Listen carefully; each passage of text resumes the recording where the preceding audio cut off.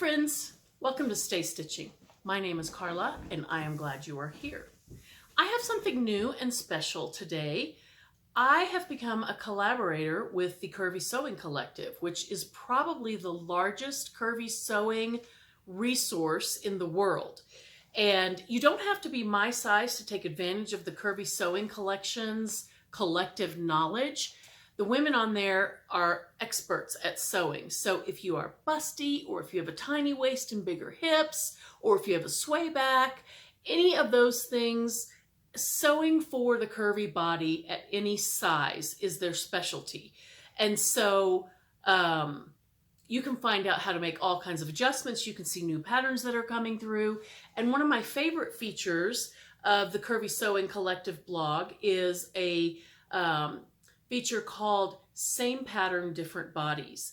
And it's just a fantastic feature because you'll get 2 or 3 or 4 women together who all agree to sew the same pattern, and then they share their measurements and photographs, and you can see what a pattern looks like on a variety of different body shapes and sizes. Because let's face it, regardless of how much you weigh, our bodies come in a myriad of different shapes. And so, you know, you can have people who weigh the exact same and whose bodies are entirely different. And so that's one of the reasons why this feature is fantastic. Now, I'm going to be paired up with Christina Douglas, and you can see her information on the Curvy Sewing Collective blog. My information, of course, is going to be here on my YouTube channel, where I'm going to talk all about it. So what are we talking about today? We are talking about the Megan Neilsen Wattle Skirt. And I bought her new curve version of the Wattle Skirt.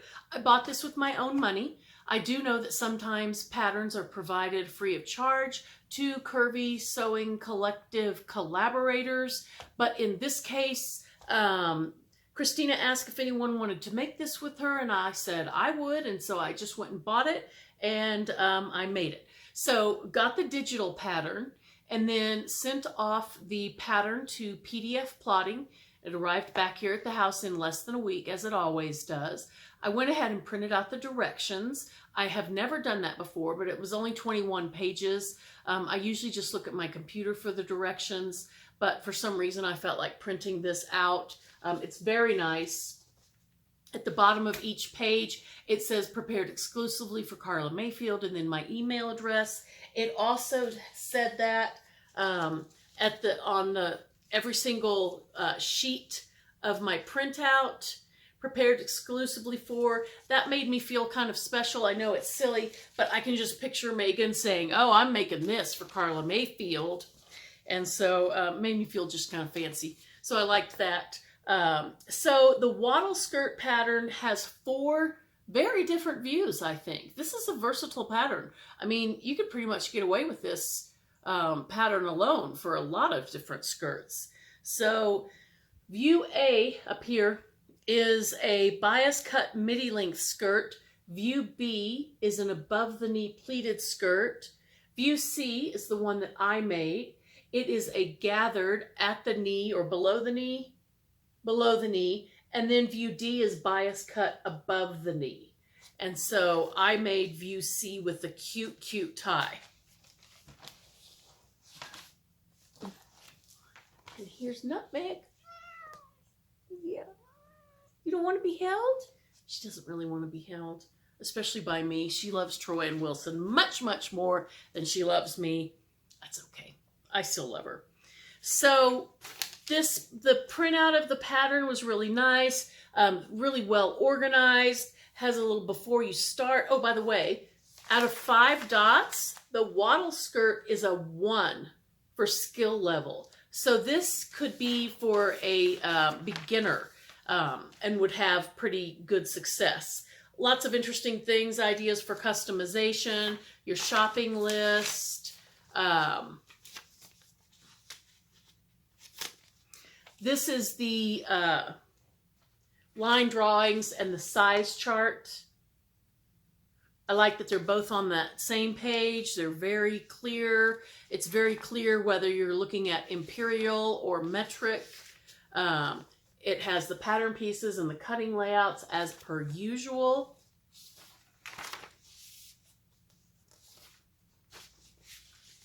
And the instructions have the little graphics, very easy to understand. No questions or confusions on anything having to do with the pattern. Okay, let's get into, there's a specific format that same pattern, different body follows, so that we're all kind of talking about the same checklists so that you can get more information about the pattern. So my measurements are, my waist is 39 and my hips are 50, maybe up to 52, but your hips don't really matter if you're making the gathered version you see that I made, because, you know, it's kind of free. The only thing that you really need to worry about is your waist measurement. Our body shape is what we all talk about. I call myself a menopausal hourglass. That's a little term that now have, not only did she not give me loving and purr or anything, she went ahead and ejected a bunch of cat hair on me, which I'll be fiddling with for the whole rest of the video. I call myself a menopausal hourglass. Before I got into menopause, I was just a very curvy hourglass. And now, once you go through menopause, and this is the case with all my girlfriends, regardless of their size, you get a little bit of weight underneath your boobs above your waist. So between under your boobs and above your waist, that's a new place that you get a little bit of extra fluff. And I have some there, so not quite as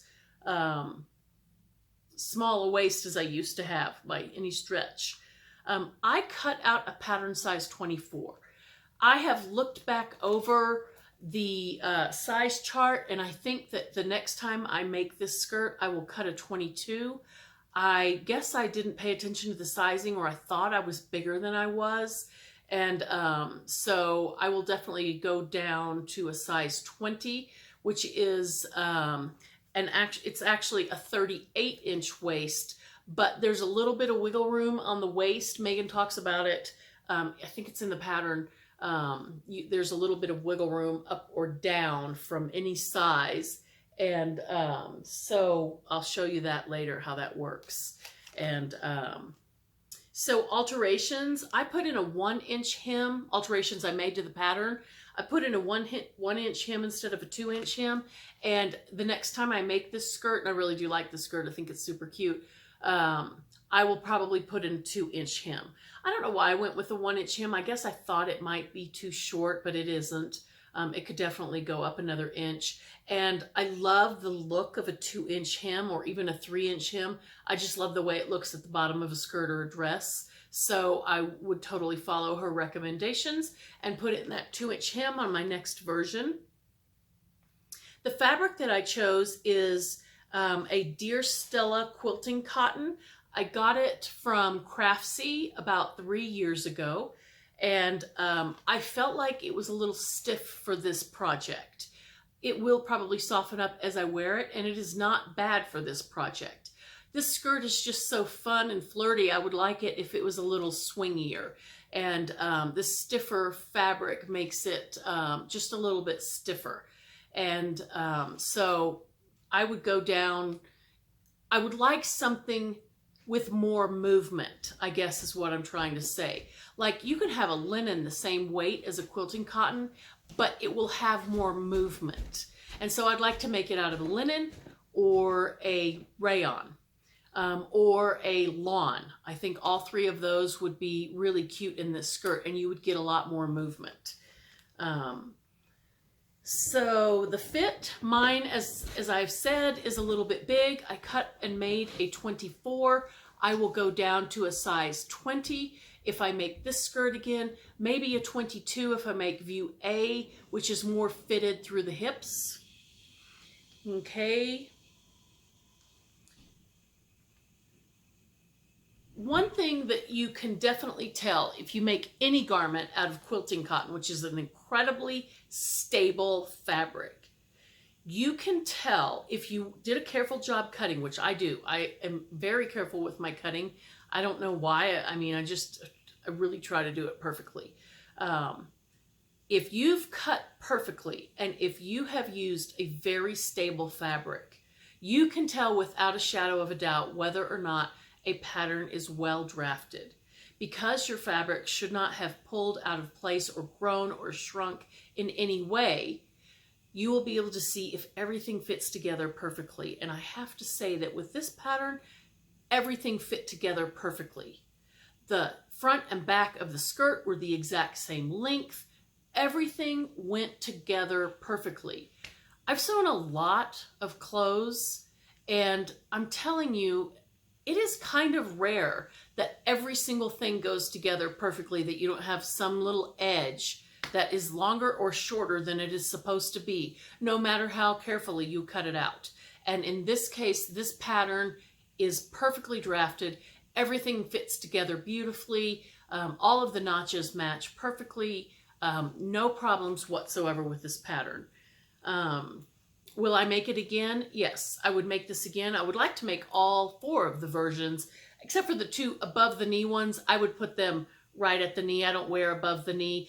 I've never had good legs. They're not my best feature. And so I don't feel comfortable really showing them off. And so I would make all those views, but I would make them all at the knee or right below the knee. I like my skirts kind of right below where the knee bends. So Curvy Sewing Collective also has a Facebook page, so Curvy Sewing Collective, you can find them there in addition to the blog. And the final note that I have for the skirt is that I made it in one day. The only thing I had already done is washed and dried the fabric. So I ironed the fabric and did all of the construction in one day. It didn't take me the whole day sewing straight through. I did spend a little extra time on the gathering because my thread kept breaking. At one point, I had to re-sew my 2 lines of gathering stitches, and when that happened, I went and got some buttonhole twist, and I sewed with that, and that worked a little bit better. And so when my thread kept breaking, I was thinking to myself, am I sewing a skirt with rotten thread? Am I going to be wearing this skirt and then suddenly not be wearing a skirt at some point in the future of this skirt? Who knows? I'll let you know if I wind up standing around in my underwear someday when I'm supposed to be wearing a skirt. Okay, so do you want to see the skirt? Here it is. So there's the way that you get into it is it has an opening right here, which is very clever.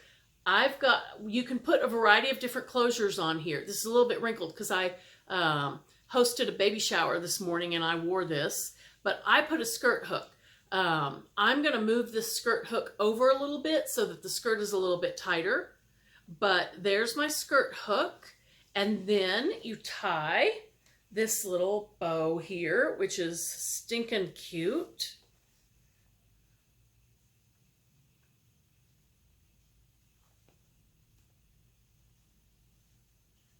Thusly, okay, and you have your slash pockets. So here's your right pocket, and your left pocket is right there.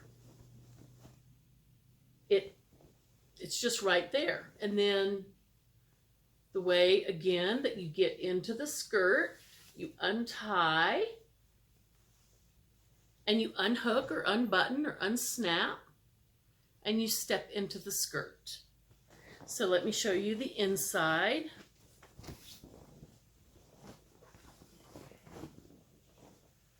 This quilting cotton is not fooling around. This is some weighty stuff. All right, so there's the pocket on the right side. So you can see that is a good full-size pocket. No chintzy pockets here. You can fit a cell phone in there. I had a lip gloss in there the entire time of the baby shower, and I never worried about it falling out or anything. And then, what do I have going on over here? How does this work?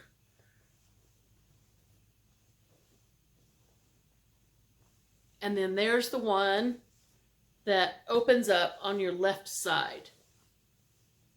I finished my edges with my serger. My brother's serger was giving me grief. I started out finishing seams with black thread, and then I had to move over to my Bernina serger, which is threaded in white, and I finished it up in that. And the brother is thinking about its behavior right now. We'll talk again sometime soon, and we'll see who wins that battle. When it comes to sergers, I can tell you right now who's going to win, and it won't be me. So I used, so this hem tape isn't actually hem tape. I started using this, like sewing it down like hem tape, and I was looking at it, and I was like, I think this is lace bias tape. And I do think that's what it was. So I stopped what I was doing, I ripped it off, and I sewed it on like bias tape. Bound the edges, which was kind of Department of Redundancy Bureau or overkill, because I had already serged this edge, but it's okay. I like to sit at the sewing machine and just sew things down. So that's what it looks like.